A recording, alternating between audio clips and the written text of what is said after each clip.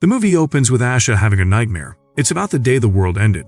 It was a normal night in Hong Kong, when suddenly a massive tsunami hit the city and quickly flooded it. The water swallowed everything, and only a few who were able to go up in a high place survived. 5 years later, Asha now lives in a post-apocalyptic world. There is no government, and most of the city has turned into a sea that is filled with dangerous sea animals. Asha lives alone in the apartment building that she used to live in. The world has turned to chaos, and there is no one to enforce the law, so the city is now filled with gangs and scavengers. Asha avoids those people by hiding out at her building and making no noise. Every morning she goes to the roof and gets some clean water from her secret stash, which is also carefully hidden. After drinking some tea, she listens to the radio, but she ignores the recorded message informing about a government shelter with supplies. She instead listens to music with headphones to avoid making any noise and gathers any water she could find and adds it to her stash. In a flashback, we see Asha before the disaster. She is having dinner with her younger sister and trying to bond with her. We later see her meeting up with her friend and talking to her about a party that her boyfriend is throwing. They also talk about Asha moving out of her parents' home. Asha doesn't have a great relationship with her parents, especially her mother, who Asha says is too controlling. Back to the present, Asha scouts the area using her binoculars. She sees a building fall off and then checks in to see if the people in the other buildings are still alive. While looking for something to scavenge, Asha sees a box floating on the water. She rushes to her makeshift harpoon, and she uses it to grab the box. As she is pulling it back, something in the water pulls her to the edge, but she manages to grab the box before she was fully pulled in. Asha opens the box, but the only useful thing in the box was alcohol. She takes the alcohol and drinks it all. Asha then hears a woman screaming, and when she watches through her binoculars, she sees a woman getting attacked by the violent scavengers. Asha then looks to the top of the building and sees one scavenger watching her too. She immediately ducks down, but the man has informed his team and they start sailing to her. Asha then rushes to hide all her valuable stuff. She then hides in a secret closet. The scavengers come shortly after and they start looking around the house. They find nothing and yell at the guy who promises that he saw a woman, but they don't believe him.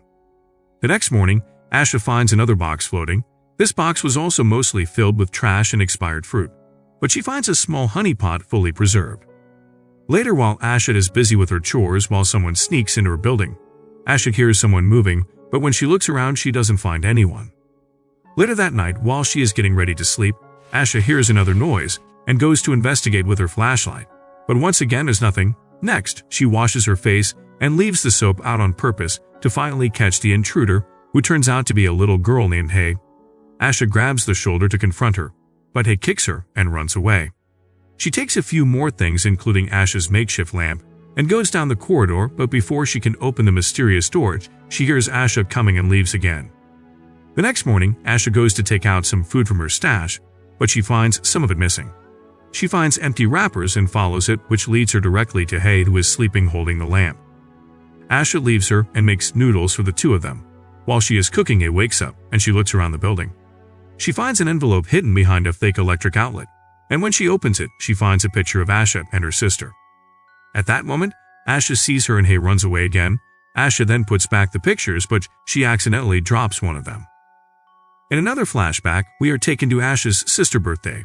Her family gives Asha's sister a special necklace, which upsets Asha, as the older sister was supposed to get the necklace, and she gets into a huge fight with her mom. Back to the present, we see Asha wearing that necklace. Asha finishes making the food and brings one for Hay. She first ignores Asha, but as soon as she leaves, devours the food. The next morning, Asha finds all her stolen goods back. Asha then cooks more food and they eat on the roof together, where they bond a little and have fun. That night, Hay sleeps next to Asha, but she starts crying in the middle of the night.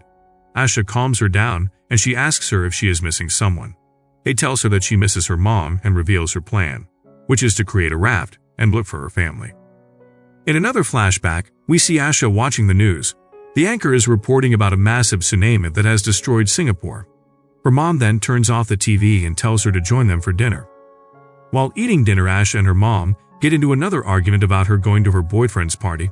Her mom forbids her, and they get into another massive fight. Asha declares that she feels like a prisoner and leaves the home. Her sister follows her outside and begs her not to go. Asha tells her she will return in the morning to talk to her parents, but she has decided to move out and live on her own. Asha is waiting for a taxi with her little sister when suddenly a giant tsunami engulfs in the city. Everyone is running away from the flood, and Asha is holding her sister's hand and running up a building. Asha is in front and she is fast, but her sister can't keep up, and she gets trampled by other people who were also running up the stairs. The tsunami is also catching up. Asha manages to make it to the roof of the building, but everyone else including her sister is hit with the tsunami and they all drown and die. Back to the present, we see Asha and Hay bonding more over the next few days. Asha teaches Hay how to make clean water and ration food, and Hay shows her mechanical skills. One day Hay is listening to the radio and she hears the pre-recorded government message about the safety shelter. She rushes to tell Asha, but Asha tells her that there is no way for them to know for sure if this place exists, and they can't risk it because the sea is dangerous, and if they don't find food on the way they will die. Hay leaves upset, and she starts building a makeshift raft with the trash she gathered. Asha visits her later that night and explains that she had tried to leave before, but she had to come back because she was short on supply. The next morning, Asha surprises Hay with a completed raft that she worked all night on. Hay is ecstatic, and the two start gathering materials for their journey. While walking around, a headphone gets yanked by a door handle, and the music starts playing out loud. Asha rushes to her and puts the headphone back in, but she is scared that someone might have heard the music. So she decides to postpone their journey, which Hay is not happy about, but they agree to wait out the night and see if there is anyone around. Asha goes out and looks over the wall and doesn't see anything. She thinks that maybe no one heard them, but suddenly Hay hears the scavengers coming towards their building. She informs Asha and they scramble to hide. Asha takes Hay to her secret hiding spot and puts her in. The place can only hold one person, so she decides to give it to Hay. It begs Asha to stay with her, but Asha promises they will meet up when the scavengers leave, and she runs away to her parents' home. The scavengers arrive shortly after and they start raiding the place. The guys split up and search all the rooms. One guy enters the room where Asha is staying at, and he can't handle the awful smell. The room is filled with the smell of Asha's parents' rotting bodies, and she doesn't open this room. Its smell is unbearable. Asha is covering her nose with a piece of cloth, but even though she can't handle the smell, the guy runs back out, which gives time for Asha to vomit without getting hurt. The scavengers are getting ready to leave, disappointed again, but a young kid from the group notices something weird in the closet. They then open the secret compartment and capture Hay. Asha hears a scared Hay telling the group where she is hidden, and the scavengers find her and knock her out. She wakes up tied up, and with only one of the scavengers beside her, he tells her he likes feisty women and gets ready to force himself on her. But before he could do anything, he gets called by his superior, who orders him to bring Asha to their boat.